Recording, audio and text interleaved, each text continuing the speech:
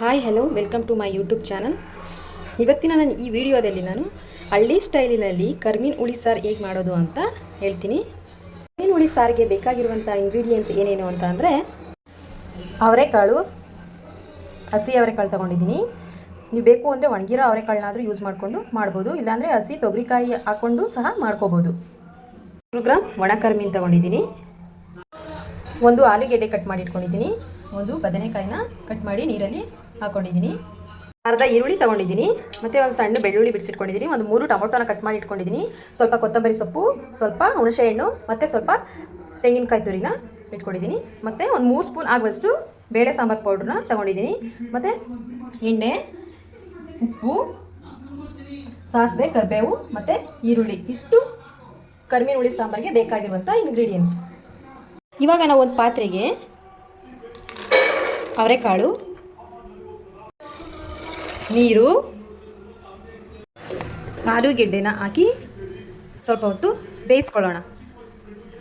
ಇದು ಬೇಯೋ ಅಷ್ಟರಲ್ಲಿ ನಾವು ಮಸಾಲೆನ ರೆಡಿ ಮಾಡ್ಕೊಳ್ಳೋಣ.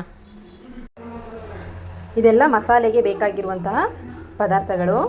ಇದನ್ನೆಲ್ಲ ನಾವು ಒಂದು ಮಿಕ್ಸಿ ಜಾರ್ಗೆ ಹಾಕ್ಕೊಂಡು ರುಬ್ಕೊಂಡು ಮಸಾಲೆನ ರೆಡಿ ಮಾಡ್ಕೊಳ್ಳೋಣ ಕಾಳು ಬೇಯೋ ಅಷ್ಟರಲ್ಲಿ.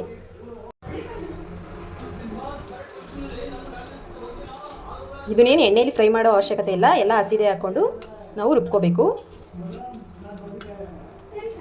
ಸಾಂಬಾರು ಪುಡಿನೂ ಸಹ ಇದ್ರ ಜೊತೆನೇ ಹಾಕಿ ರುಬ್ಕೋಬೇಕು.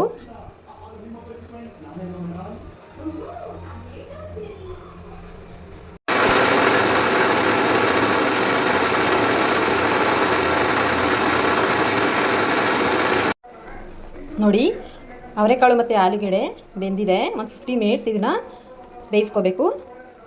ಇವಾಗ ನಾವು ರುಬ್ಕೊಂಡಿರುವಂಥ ಮಸಾಲೆನ ಇದಕ್ಕೆ ಆ್ಯಡ್ ಮಾಡ್ಕೊಳ್ಳೋಣ.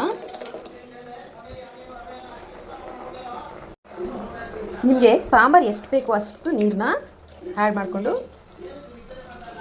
ಈ ಥರ ಸಾಂಬಾರನ್ನ ಹೆಚ್ಚಿಸ್ಕೊಳ್ಳಿ. ಈಗ ಇದ್ರ ಜೊತೆ ಬದನೆಕಾಯಿನ ಹಾಕೋತಿದ್ದೀನಿ. ರುಚಿಗೆ ಬೇಕಾದಷ್ಟು ಉಪ್ಪನ್ನು ಹಾಕ್ಕೊಳ್ಳಿ. ಸಾಂಬಾರು ಬೇಯೋ ಅಷ್ಟರಲ್ಲಿ ನಾವು ಬಾಣಲಿಗೆ ಕರ್ಮೀನ ಹಾಕ್ಕೊಂಡು ಈ ಥರ ಫ್ರೈ ಮಾಡ್ಕೊಳ್ಳೋಣ. ಇದನ್ನ ಒಂದು 5 ಮಿನಿಟ್ಸ್ ಈ ಥರ ಫ್ರೈ ಮಾಡ್ಕೋಬೇಕು, ಹುರ್ಕೋಬೇಕು. ಕರ್ಮೀನ ವಾಸನೆ ಯಾರಿಗಾಗಲ್ಲ, ಮನೆಯೆಲ್ಲ ಸ್ಮೆಲ್ ಹೊಡೆಯುತ್ತೆ ಅನ್ನೋರು ಬಿಸಿನೀರಲ್ಲಿ ಒಂದು 2 ಸಲ ತೊಳೆದು ಹಾಕೋಬೋದು.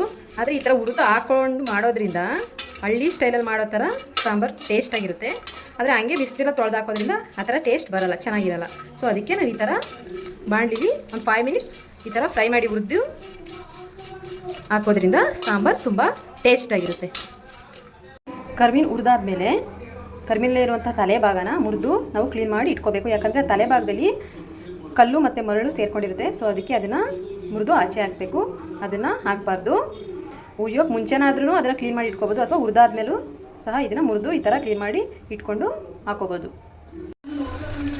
ಹುರಿದಾದ್ಮೇಲೆ ನೀರು ಹಾಕಿ ಈ ಥರ ಚೆನ್ನಾಗಿ ಒಂದು 2-3 ಸಲ ತೊಳ್ಕೊಬೇಕು.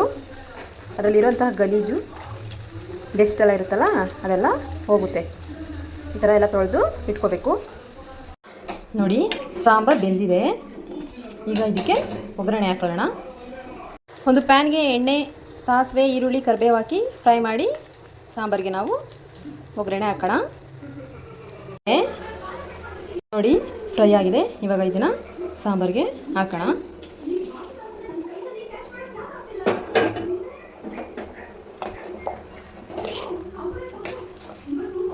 ಒಗ್ಗರಣೆ ಹಾಕಾದ್ಮೇಲೆ ನಾವು ಹುರಿದು ತೊಳೆದಿಟ್ಕೊಂಡಿರುವಂಥ ಕರ್ಮೀನ ಸಾಂಬಾರಿಗೆ ಆ್ಯಡ್ ಮಾಡ್ಕೊತಿದ್ದೀನಿ.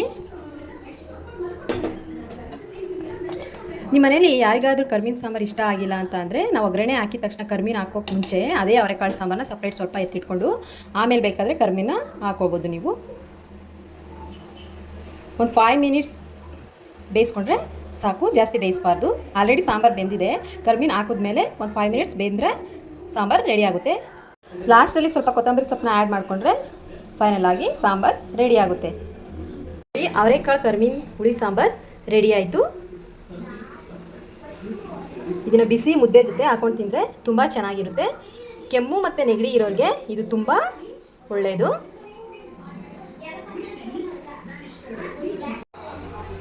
ನೋಡಿದ್ರಲ್ಲ ಫ್ರೆಂಡ್ಸ್, ಇವತ್ತಿನ ಈ ವಿಡಿಯೋದಲ್ಲಿ ನಾನು ಮಾಡಿರುವಂತಹ ಈ ಕರ್ಮೀನ್ ಹುಳಿ ಸಾಂಬಾರ್ ರೆಸಿಪಿ ನಿಮಗೆ ಇಷ್ಟ ಆಗಿದ್ರೆ ಲೈಕ್ ಮಾಡಿ, ಕಮೆಂಟ್ ಮಾಡಿ, ಶೇರ್ ಮಾಡಿ.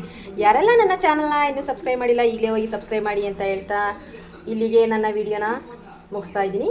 ಏನೇ ಒಂದು ಅಡುಗೆ ಮಾಡಬೇಕು ಅಂತ ಅಂದರೂ ಬಹಳ ಇಷ್ಟಪಟ್ಟು ಮಾಡಿ, ಯಾಕಂದರೆ ಸಿಂಪಲ್ ಆಗಿರೋ ಅಡುಗೆನೂ ಸಹ ತುಂಬ ಸೂಪರಾಗಿ ಆಗುತ್ತೆ ಅಂತ ಹೇಳ್ತಾ ಈ ವಿಡಿಯೋನ ಇಲ್ಲಿಗೆ ಮುಗಿಸ್ತಾ ಇದ್ದೀನಿ. Thank you.